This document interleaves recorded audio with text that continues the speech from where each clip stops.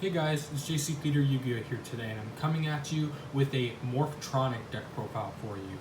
Now, this deck is very fun, and being a machine type deck, one of the most supported types of monsters, they definitely are pretty decent. The biggest downfall is even though they can have some explosive plays, ultimately it's kind of based off of chance, and we'll get to why it is when we get to the deck profile. But ultimately it's just a very fun deck, but definitely not competitive by any means.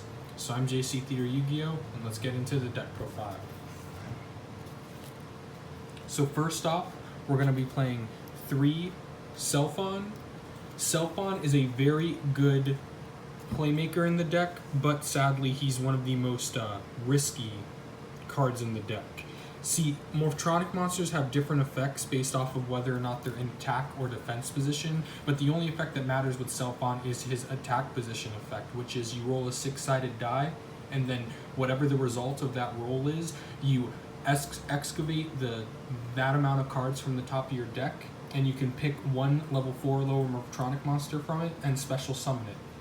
So he definitely lets you get into link plays as well as some synchro plays as well, which we'll get into when we get into the extra deck. The newest addition to the Morphtronic lineup is actually 3 Smartphon as well. Smartphon has the same effect as Selphon when it's in attack position, except instead of special summoning a level 4 or lower Morphtronic monster, you just get to add a Morphtronic card from that amount of cards you excavated to your hand. Additionally, Smartphon is also a tuner, which helps to get into the synchro plays. Next up, I play 3 Morphtronic Remoten. His attack position effect, which is the only one we care about, is that you can remove from play 1 Morphtronic monster from your graveyard to add a Morphtronic monster from your deck to your hand that has the same level as that removed from play monster. So he definitely gives you some searchability into the deck. We also play 2 Scopin, which when he's in attack position, you can special summon 1 level 4 Morphtronic monster from your hand, which is why we play 3 Boomboxen. Boomboxen is just in here because honestly he's a level 4 Morphtronic monster, which definitely helps with both Scopin's effect, and also we have some Morphtronic support cards in the deck which can use him as kind of basically fodder for the other Morphtronic monsters. Now onto the non-morphtronics. So for the non-morphtronics, we play 3 righty driver, and then 1 lefty driver. So righty driver, when it is summoned onto the field, when it's normal summoned onto the field, you can special summon 1 lefty driver from your hand, deck, or graveyard, which is why you only play 1 lefty driver.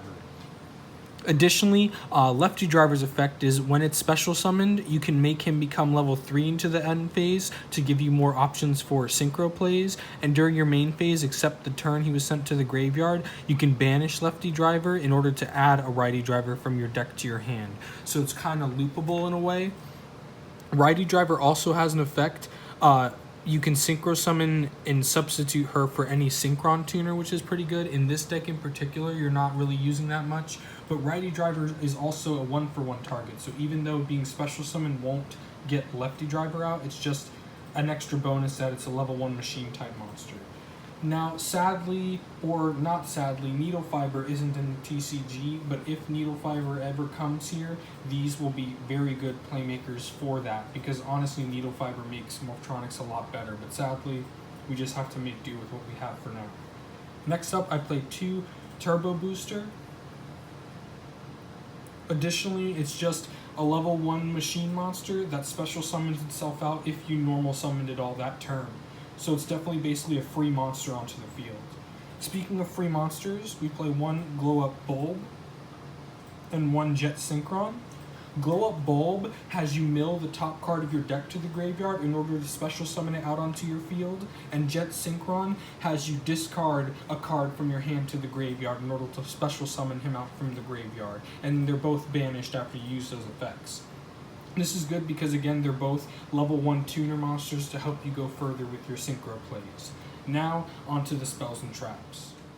First off, for some 1-ups, we play 1 1-for-1, since we are playing a lot of level 1 monsters in the deck. One, Foolish Burial, because as you'll see, Morphtronics have a lot of support when it comes to special summoning out from the graveyard, so this just kind of, in a way, helps us search, quote-unquote, for a card that we special summon back out onto the field. Additionally, Card Destruction is in this deck, not only for a little bit of draw power, but again, since they do have so many cards that can special summon from the graveyard, this just helps you add cards to your graveyard to get those plays going. Since we are playing such weak level 1 machine monsters, I am playing 3 Machine Duplication. The best part about Morphtronics, to be honest, is probably the fact that they were made before hard once per turns became like a big deal. So all of the Morphtronic monsters can all use their effects if you have multiple Selphons on the field, and that's when plays really get started. Additionally, for some draw power, I am playing 3 Morphtronic Accelerator. Which Morphtronic Accelerator, you return 1 Morphtronic card from your hand to the deck and then destroy 1 card on the field and draw 1 card. So not only can you destroy a card on your opponent's side of the field, or sadly your own if you don't have a target on your opponent's field, but you get a draw and you can put that Boomboxin back into your deck probably, or whatever other Morphtronic cards you don't need at the time. Now for the rest of the deck is just going to be some recursion cards such as DDR, Different Dimension Reincarnation, which you discard a card which helps pump the graveyard a little more and target one of your banished monsters and special summon that onto the field. So it's basically an equipped version of Monster Reborn in a way, but from the Banish Zone, since we do banish cards for things like Remoten and stuff. Additionally, the OG Monster Reborn, and then another equipped quote-unquote Monster Reborn is Morphtronic Repair Unit, which you send 1 Morphtronic monster from your hand to the graveyard to select a Morphtronic monster in your graveyard and special summon it and equip it with Repair Unit. Additionally, I am playing 3 Iron Calls, which Iron Call, if you control a machine type monster, you can target a level 4 or lower machine in your graveyard and special summon that target. Now sadly with Iron Call, the effects are negated, but in this instance, you would use those special summon monsters for synchro plays. And finally, I play 3 Junk Box, which is basically an in-archetype Monster Reborn for Morphtronics, which you can select and special summon 1 level 4 or lower Morphtronic monster from your graveyard.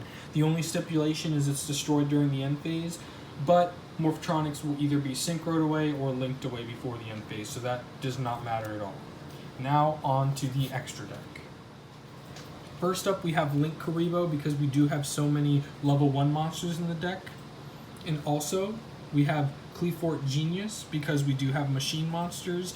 And in addition, we have Platinum Gadget, because again, we have machine monsters. I personally like Platinum Gadget because he gives you an extra special summon, and he does have 2 downward pointing link arrows, so he can stay on the field to get you 2 synchro monsters out, and he's pretty good in the deck. Also, since we do run so many Earth monsters in the deck, I am playing a Mrs. Radiant, but honestly, I think going on to the future, I would recommend playing another Platinum Gadget instead of the Mrs. Radiant.